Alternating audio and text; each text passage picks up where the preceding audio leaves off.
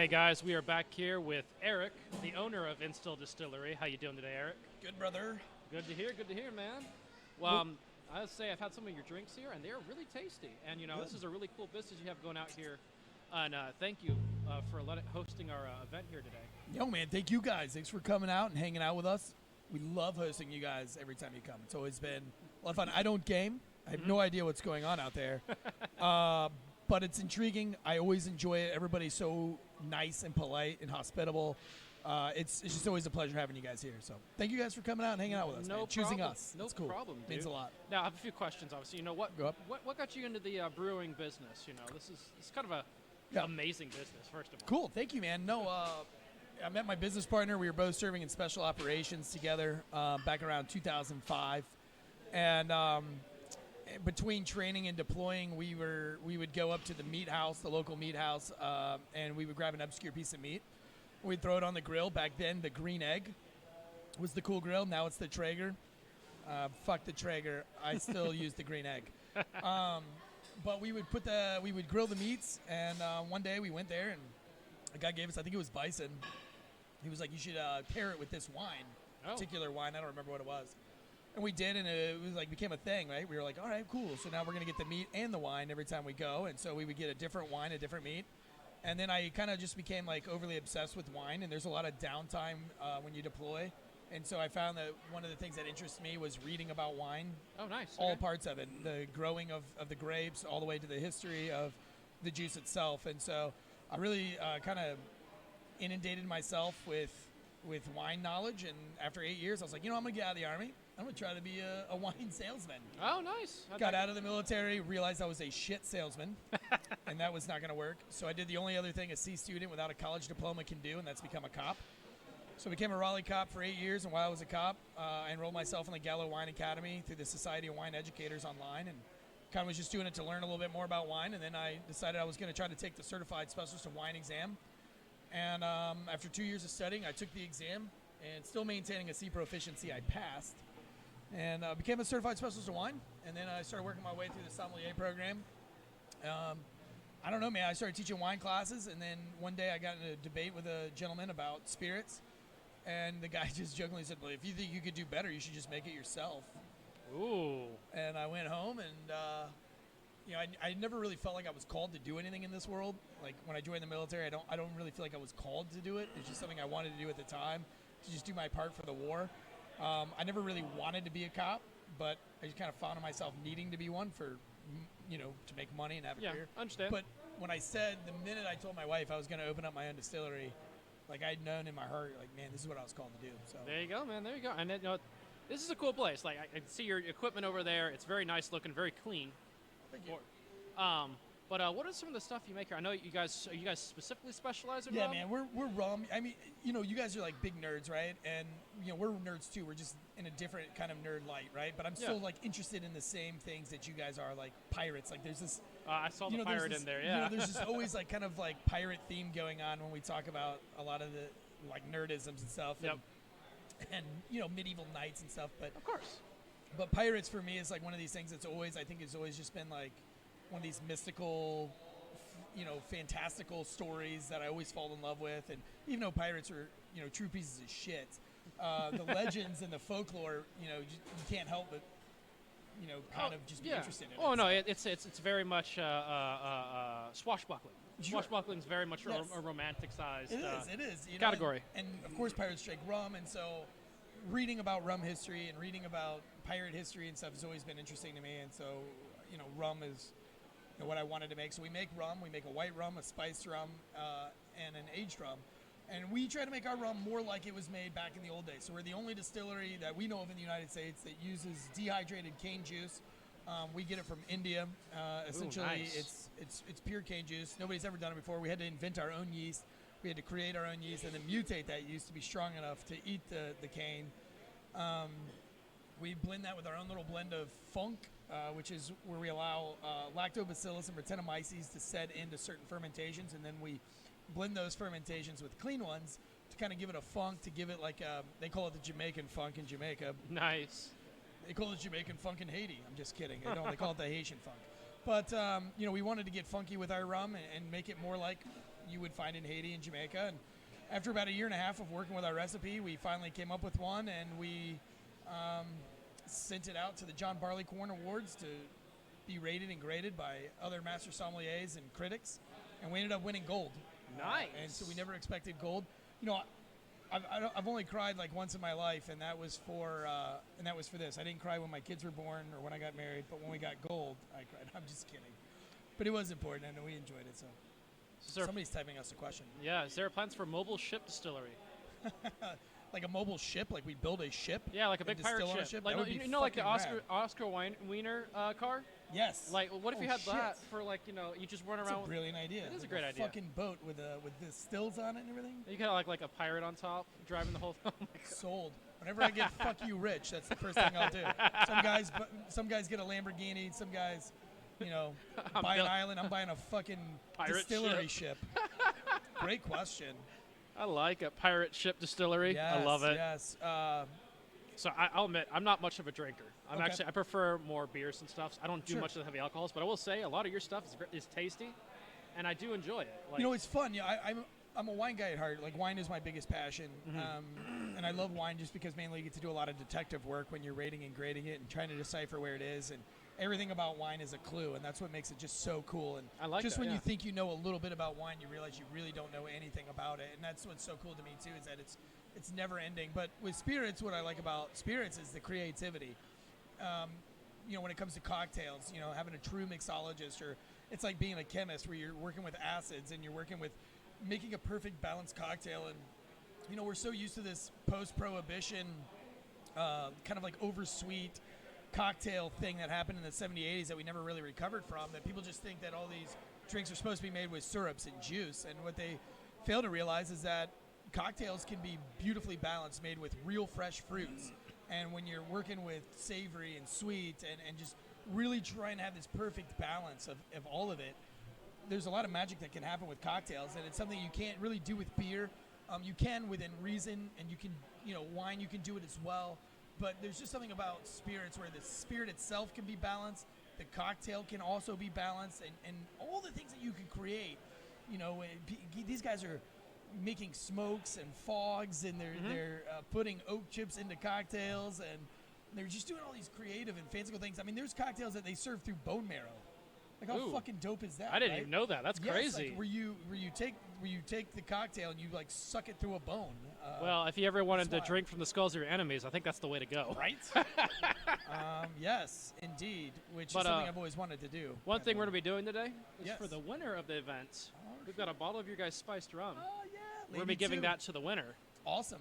It's got. They'll enjoy it. They'll enjoy it. What, It's 80 proof, 7 spices, nutmeg, cardamom, allspice, vanilla, Ceylon cinnamon, star anise, and New American charred oak.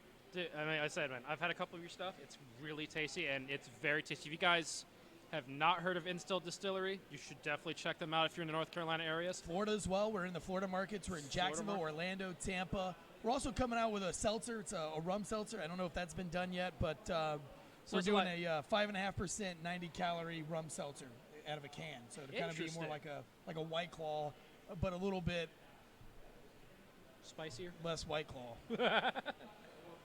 More bougie. No, it'll be less bougie. It's be more or less bougie. Yeah, so you don't have to be a white girl to drink ours, right? Like we can be of all ethnicities and all male or female. You don't just have to be a basic white girl to drink our seltzer. No, it's definitely awesome. Well, Eric, thank you for your time, man. All right, this has been man. an awesome thing, and I do hope you're enjoying. What is the question from Lord Twitch? Oh, I didn't see that. Sorry. He says, imagine being a local law enforcer, hearing a gathering is going on at a rum place, go to break it up, see people drinking out of skulls. Noping the hell out of there. Noping the hell out of there. You know what? It's a sanctuary of freedom. If you want to drink from the skulls of your enemies, come on, man. That's the kind of the fun place about our distillery, and I think what separates us from most businesses is that, we're really free from politics. We're really free from religion. We're really free from a lot of stuff.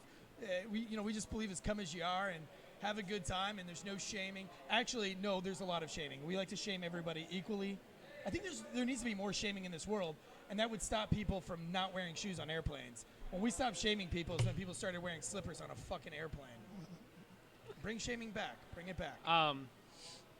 So we have another question here. It says, I hear Yep. some people age their strong stuff in used wine barrels. So I noticed you have a whole thing of barrels over there.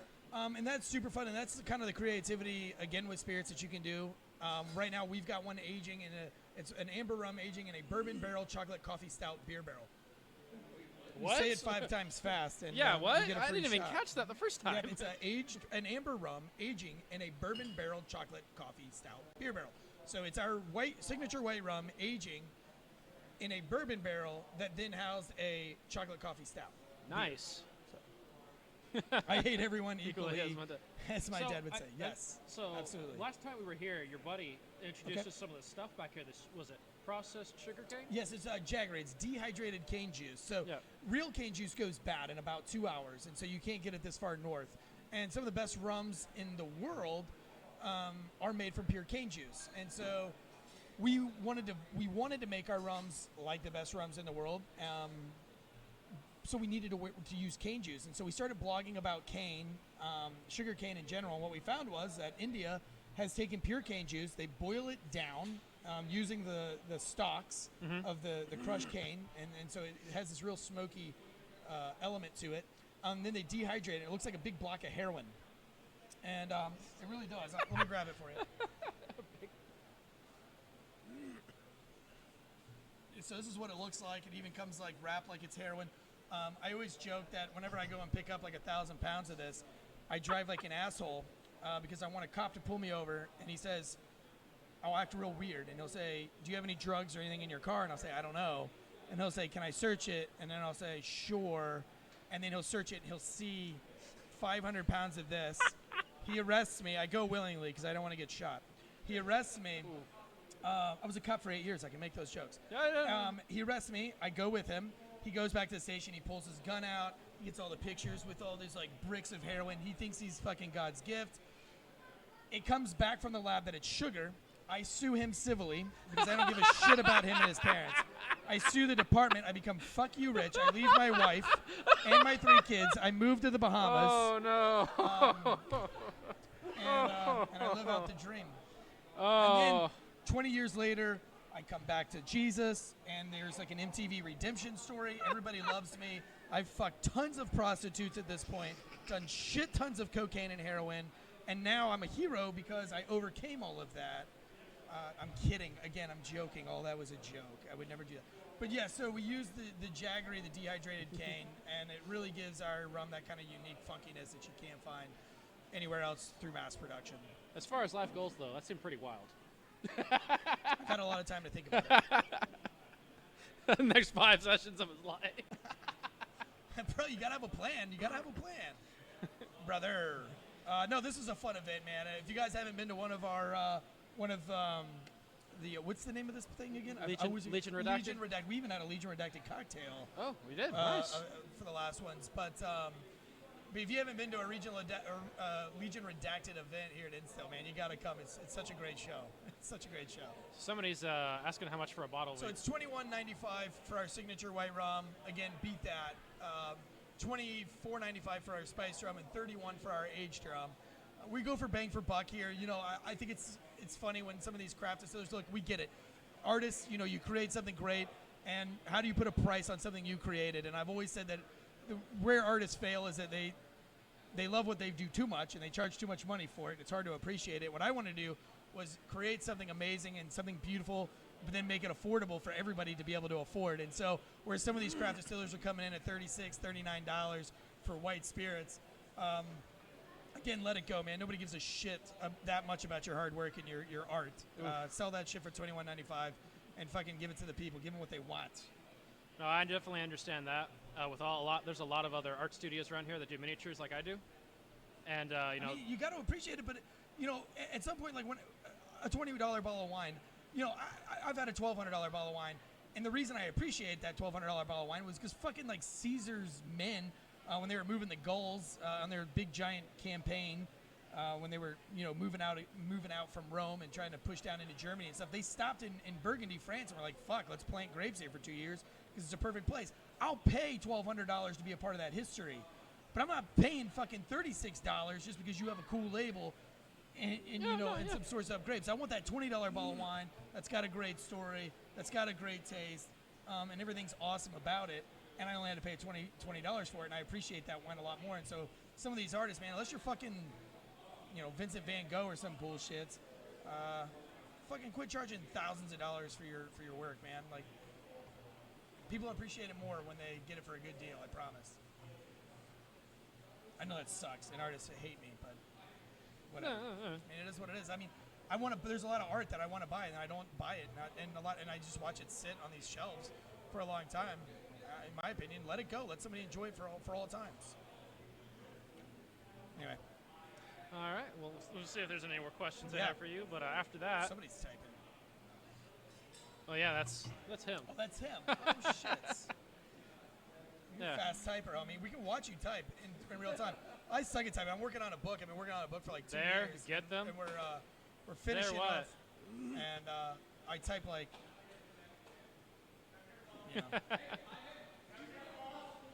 All right. Keyboard sniper. Yeah.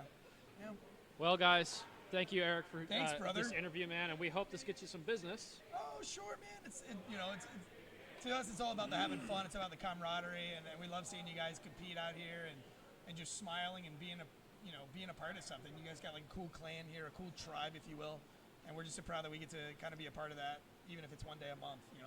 No problem, dude, and we'll definitely see you again, man. Have a good one. See you guys. All right, guys, we're gonna go on break here. Once we get back from break, we will be continuing our event. And Tech Priest, you got it, man. I got you. All